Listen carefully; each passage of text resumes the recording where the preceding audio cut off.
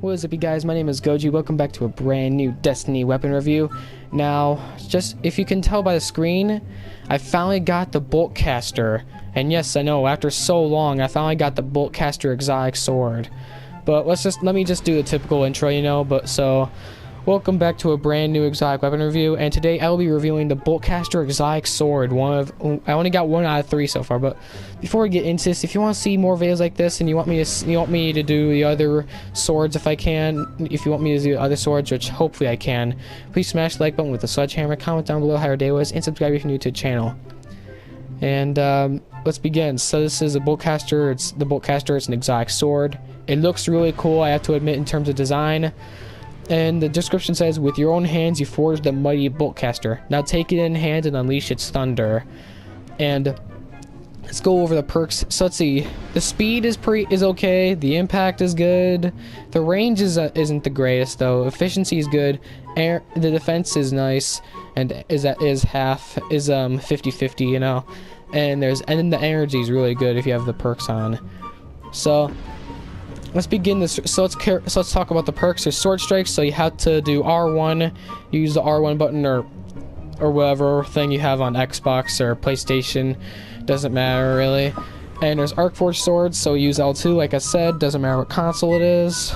Not Wii U, just to clarify. So you can defend yourself against solar and void attacks, but it's useless against arc attacks. And in the perk here, it has tempered light, which will increase armor while wielding the sword. It's really it's a good perk. And there's scabbard, which increases the sword capacity, and live by the sword, which kills with the sword. I have a chance to grant orbs.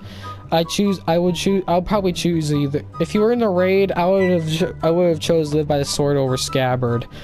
And then there's Sword of Thunder, for which if you use R2, it will shoot a beam of arc light from your sword to create a lingering electrical storm. I'll show you that in a second. And there's Scabbard, which increases sword ammo capacity, of course. Which with this, if you have this and this, of course, it will have like max energy. I think like 81 or so, 81 bits of ammo. And then there's Warrior of Light. So if you were in the raid, if I were you, I would go with live by the sword and scabbard here, like how I do it here. But for now, I'm gonna switch it to this. I would only do this in PvP usually, but if it's like the other perks, then it's perfect for King's Fall or any raid for that matter. If you really want to cut through enemies and stuff. And so let's go over the weapon here. I already have it equipped. And of course, I'm gonna have to go through the speeder again, which is quite annoying.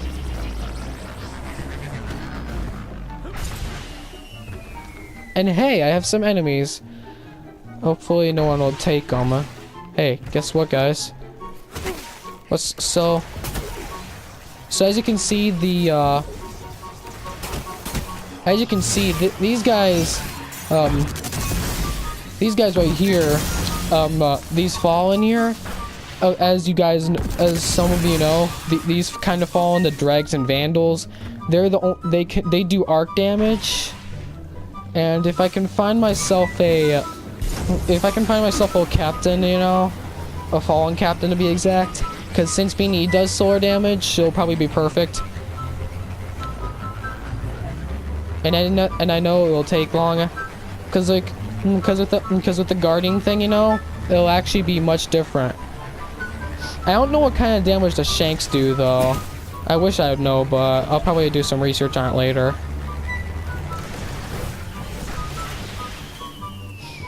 So if I can find a fallen... And yes, there is a fallen captain. Perfect. That's what I want to hear. And if I can find him...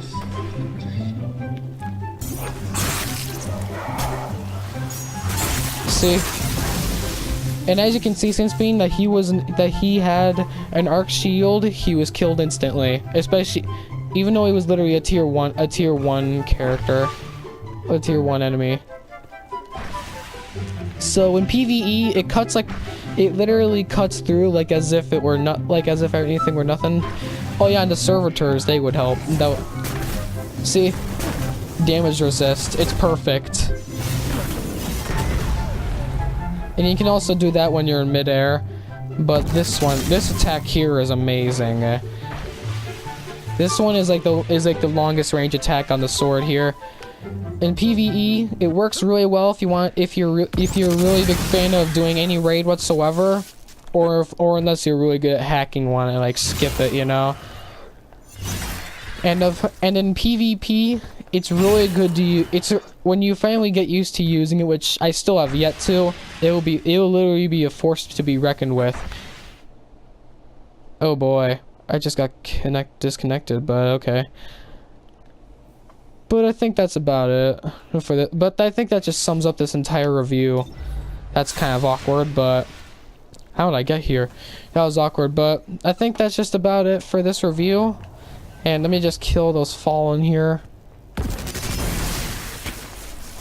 It's supposed to be long range. What the heck? Oh well. But I think that's it. Thanks for watching. If you thought this was an entertaining review, please smash the like button with a sub channel, comment down below how your day was, and subscribe if you're new to the channel. And that's it. I'm Yoji. Peace out.